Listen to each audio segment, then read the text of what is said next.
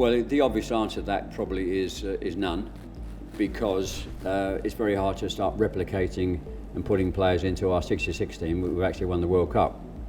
So having given it some more thought after the obvious answer, I don't think, maybe the only person you could change is putting Harry Kane in for me, if I'm being very modest. He has scored a hat-trick, of course, in a game recently in the World Cups, but he hasn't got one in the final yet. Other than that, it's a very young team, still learning in many respects. I think the achievement they, in the World Cup this year, getting the semi-final with a young and fairly inexperienced team was quite a feat. I probably wouldn't seriously put anybody into that team the way it was, because you've got to understand it was such a great team. There've got to be some player playing out the skin to get recognised to be part of our team.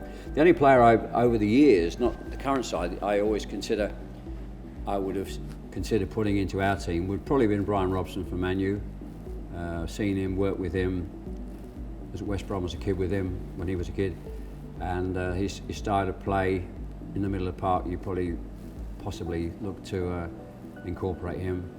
But I don't mean to be disrespectful to the national team, because they're fantastic young kids, but I don't seriously think, because of the balance of the team and the quality of the players, will be hard to replicate in the balance of the team.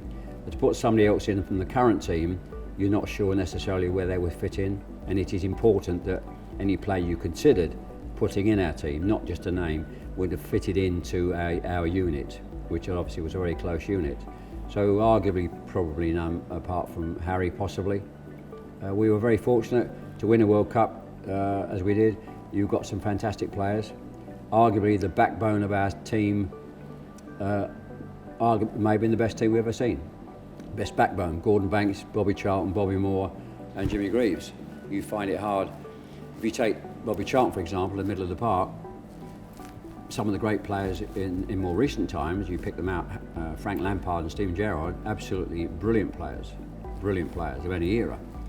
Would you pick either of those instead of Bobby Charlton, who played 100 games, scored nearly 50 goals, 1 in 2?